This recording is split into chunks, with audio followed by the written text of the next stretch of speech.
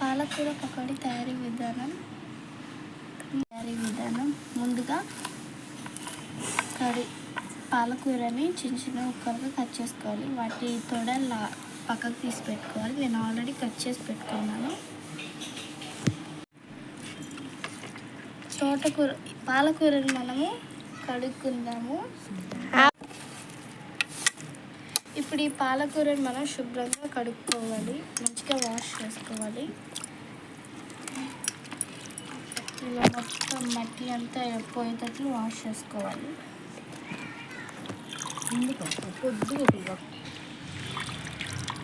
ఇలా మొత్తం వాటర్ అంతా దాంట్లోకి పోయేటట్లు మొత్తం గట్టిగా అనుకొని తీసుకోవాలి.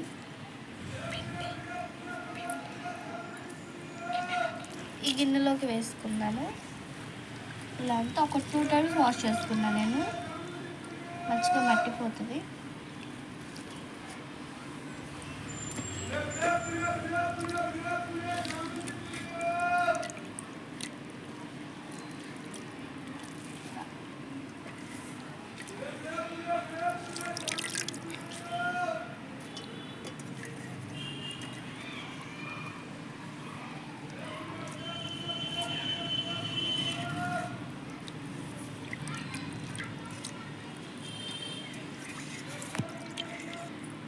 ఇప్పుడు మనం 2 onions తీసుకొని కట్ చేసుకున్నాం. నేను ఇందాక మొత్తం పీల్ తీసుకొని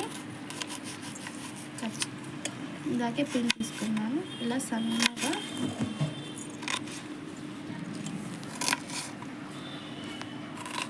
సన్నగా తరుక్కోవాలి.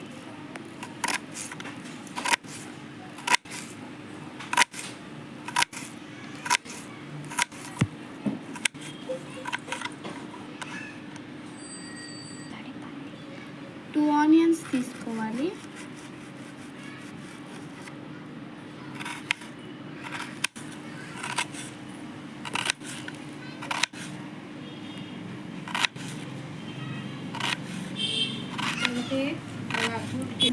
ఇలా సన్నగా తరుక్కోవాలి.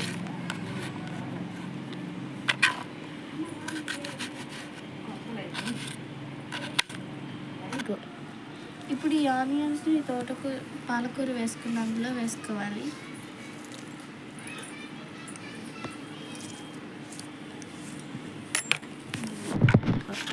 పెద్దవి 3 మిర్చి కట్ చేసుకోవాలి.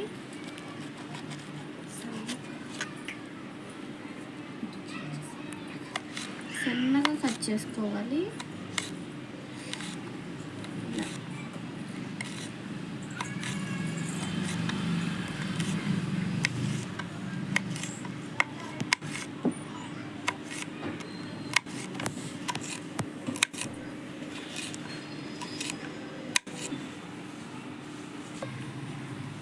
ఈ పచ్చిమిర్చిని కూడా ఈ బౌల్లోకి ట్రాన్స్ఫర్ చేసుకున్నాము. 1 కప్పు శనగపిండిని వేసుకుందాం. కప్పు శనగపిండిని వేసుకుందాము. మళ్ళీ లోకి 1.5 కప్పు శనగపిండి సరిపోయింది. ఇప్పుడు 1/2 స్పూన్ కారం వేసుకోవాలి. తగినంత ఉప్పు వేసుకోవాలి. చిటికెడు వంట సోడా వేసుకోవాలి. ఇప్పుడు ఒక కడాయిలోకి ఆయిల్ పోసుకోవాలి.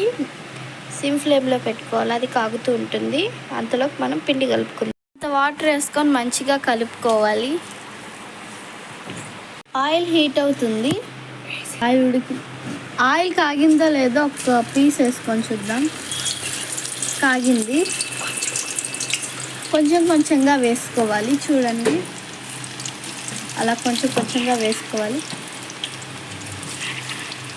ఇలా నురగగా వస్తుంది.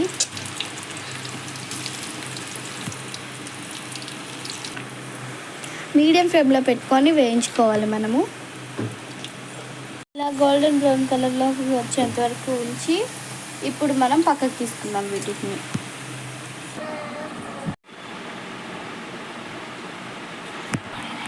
ఇలా వేడివేడి పాలకూర పకోడీ రెడీ అయింది. చాలా టేస్టీగా ఉంది. ఇలా పాలకూర తినని వాళ్ళు కూడా తినొచ్చు. చాలా టేస్టీగా ఉంది. వేరే లెవెల్ ఇది.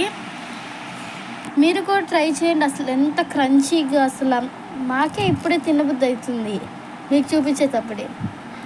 Please like, share, comment and subscribe.